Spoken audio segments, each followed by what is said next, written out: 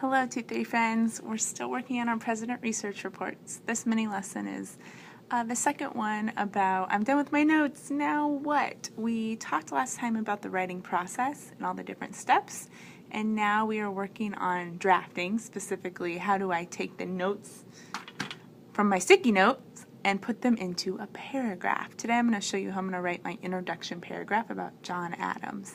Now, you'll have to keep watching for one of our next videos that talks about bold beginnings. So I'm just going to tell you that I'm starting with a compare and contrast beginning for my report. I want to make sure that my beginning hooks the reader and sets it apart. I don't just want to say, John Adams is great, because that doesn't really tell my reader much. I want to hook them.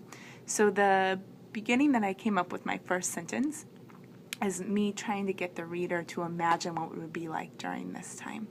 So the first sentence that I have is, I'm going to write it right up here, where it says intro sentence. So pretend like this is you. You're taking your sticky notes and you're writing them on your,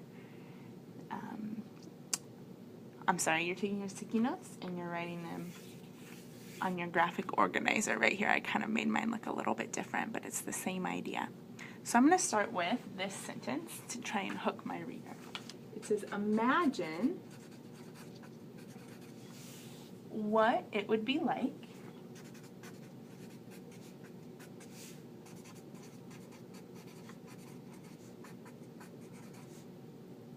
to sign your name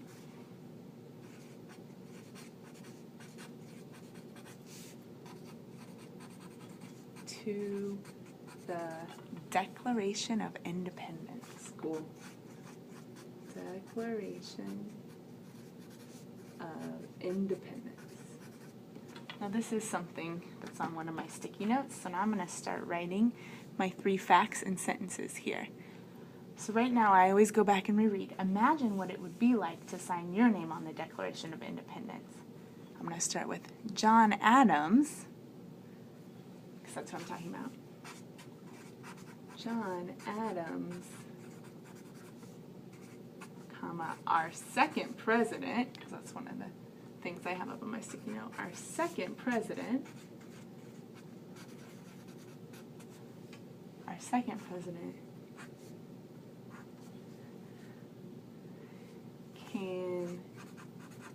John Adams, our second president,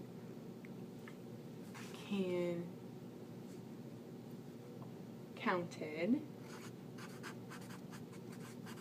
that as one of his greatest accomplishments.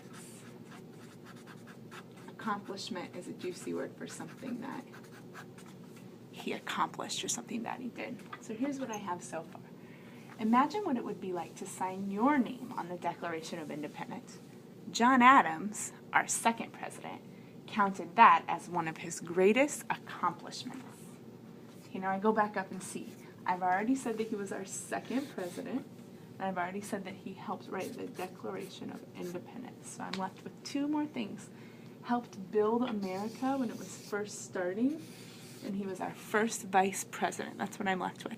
So I need to somehow make this idea go into my next idea.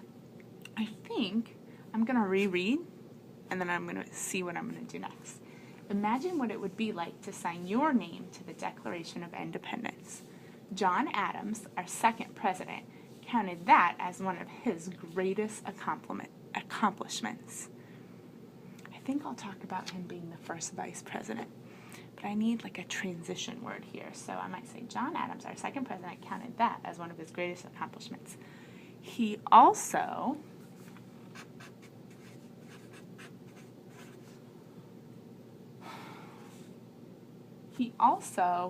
acted as the first vice president to George Washington. Acted as the first ever vice president to George Washington.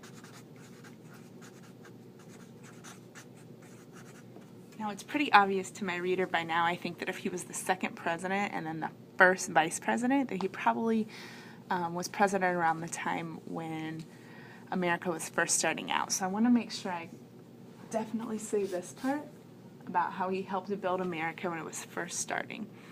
So how am I going to put that into words? I can't just say helped build America. I need to come up with a great sentence.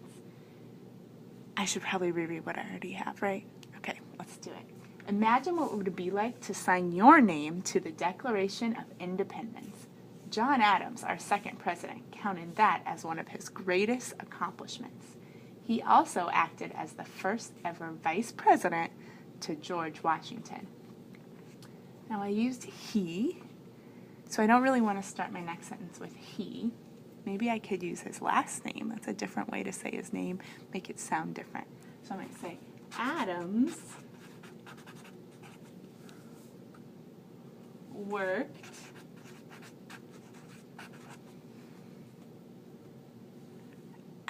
worked hard to help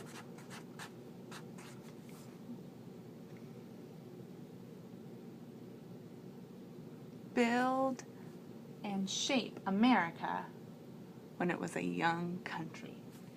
Help instead of first starting, I'm going to say young country. Adams worked hard to help build and shape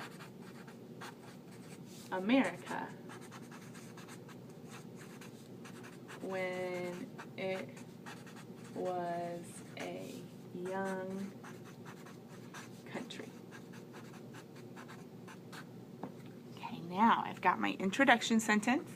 I've used all of my sticky notes, and now I need to do a conclusion sentence to finish up my introduction. Now my introduction question was, what is he known for? So I think I'll use some of that in my conclusion. So what was he known for? I would say I used John Adams, I used he, I used Adams. I might say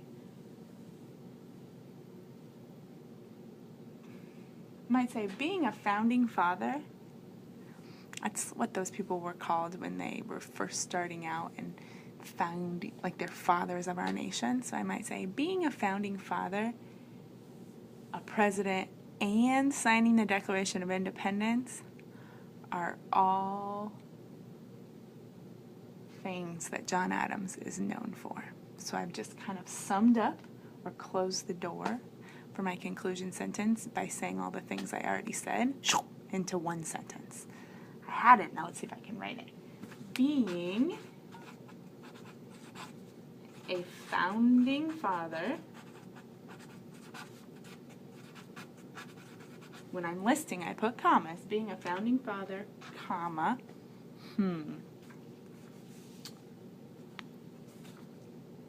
a president,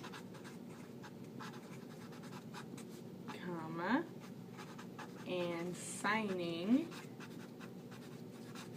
the Declaration of Independence are all things John Adams is known for. Boom. Okay, I have an introduction sentence. I have a body, or I have my 3 facts that I use from my sticky notes, and I have a conclusion or closing sentence that I use to sum up my paragraph. I would be done writing this first paragraph, and then I would move on to write my early years paragraph. I would do the same thing, put my sticky notes up here, and then make sure I use them all to write my next paragraph. Good luck. Thanks, Toothy friends. See you soon.